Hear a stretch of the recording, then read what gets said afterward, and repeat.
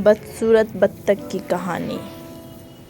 गर्मी के दिन थे। शाम के समय एक बत्तख झील के पास ही पेड़ के नीचे अपने अंडे देने के लिए अच्छी जगह ढूंढी थी।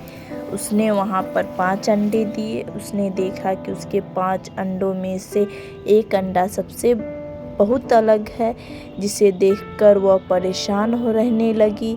उसने अंडों से बच्चों के बाहर आने तक का इंतजार किया। एक सुबह उसके 4 अंडों में से उसके 4 नन्हे बच्चे बाहर आ गए। वे सभी बहुत सुंदर और प्यारे थे, लेकिन उसके 5वें अंडे से अभी तक बच्चा बाहर नहीं आया था।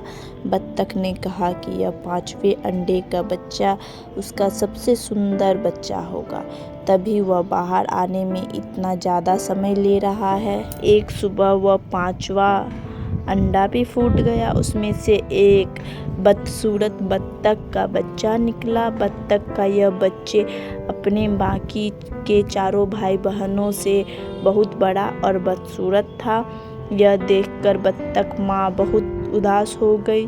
उसे उम्मीद थी कि शायद कुछ दिनों बाद वह बदसूरत बत्तख भी अपने भाई बहनों की तरह सुंदर हो जाएगा। दिन बीत जाने के बाद भी वह बत्तख बदसूरत ही रहा। बदसूरत होने की वजह से उसके सारे भाई बहन उसका मजाक भी उड़ाते थे और कोई भी उसके साथ नहीं खेलता था।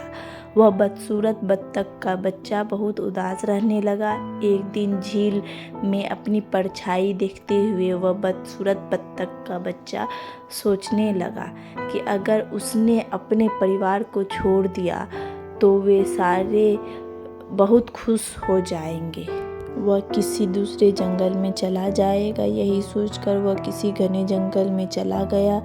जल्द ही सर्दियों के दिन आ गए। हर तरफ बर्फ की बारिश हो रही थी। बदसूरत बत्तख के बच्चे को ठंड लग रही थी। उसके पास खाने पीने के लिए कुछ भी नहीं था।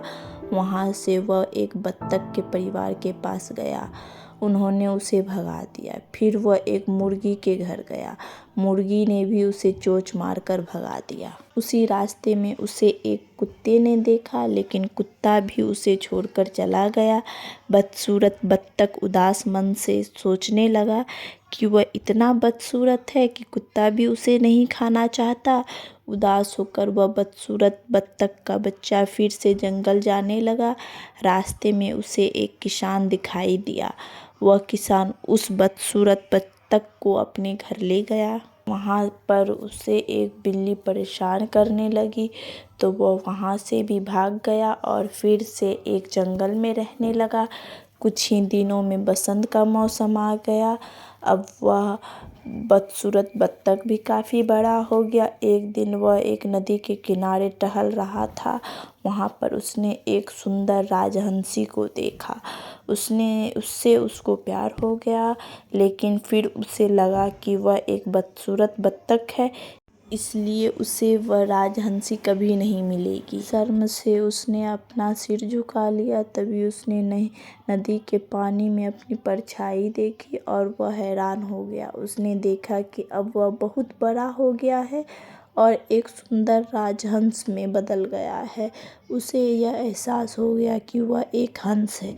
तभी अपने बाकी के बत्तख भाई बहनों से काफ़ी अलग था।